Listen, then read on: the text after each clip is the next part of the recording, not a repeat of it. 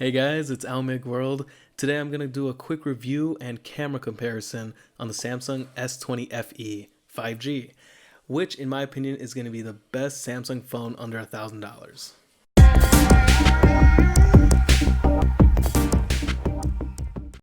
But real quickly, the best part of any phone unboxing.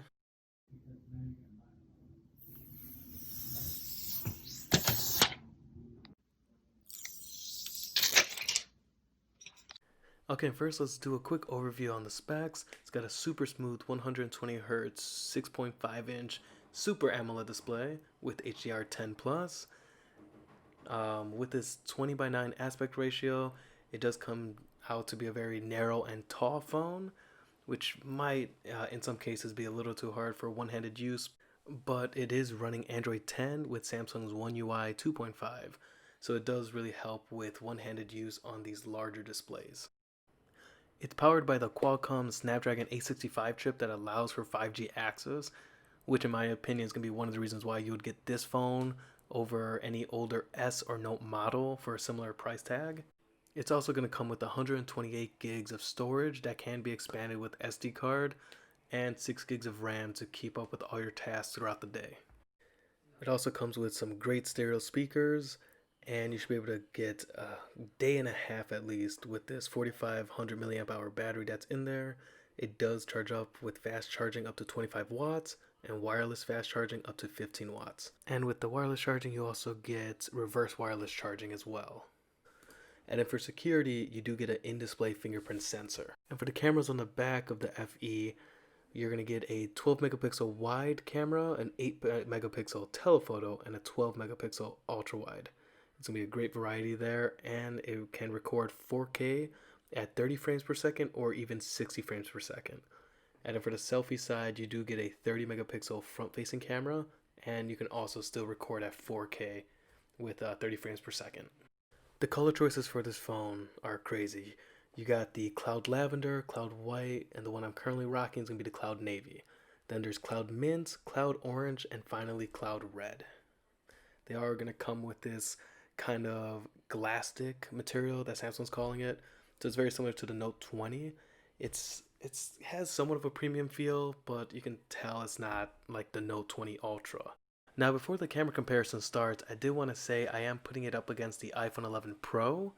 It's just mostly to show that even though there's a $300 difference between them, the camera quality, you're not really going to see a huge difference. Or maybe you do, and let me know in the comments below. In the first three pictures, we got Lion here from Steven Universe. I'm trying to use all three focal lengths from telephoto, wide, and then the ultra wide at the end here.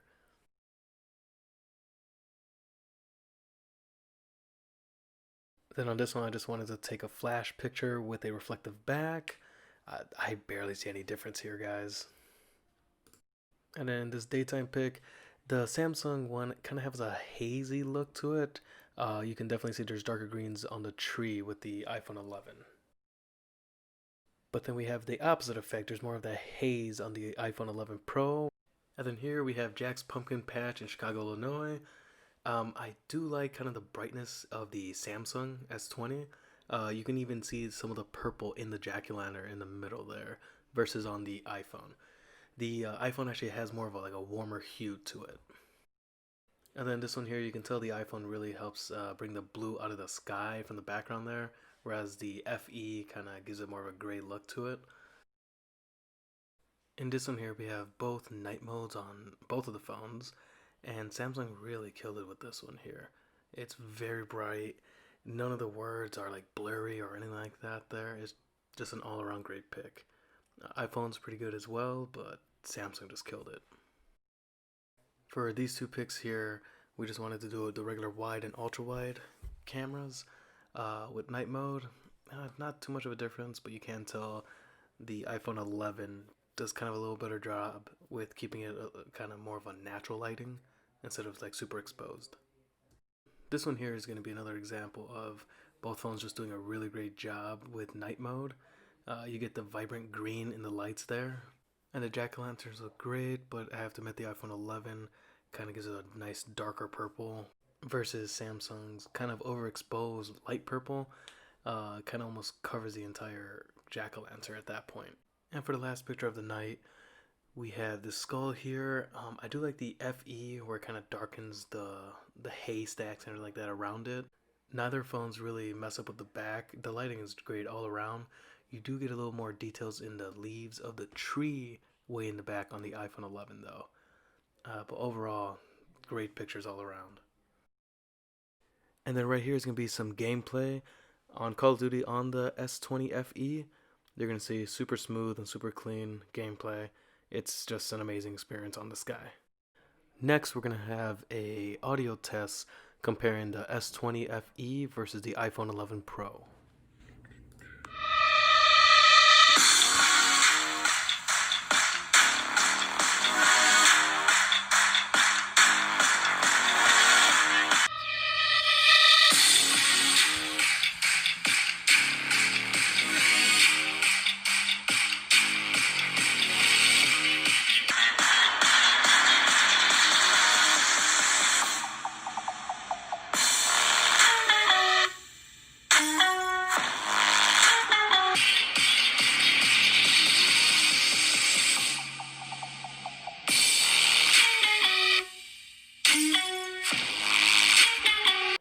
Alright guys, and that's going to conclude my review and kind of my verses of the Samsung S20 FE 5G against the 11 Pro.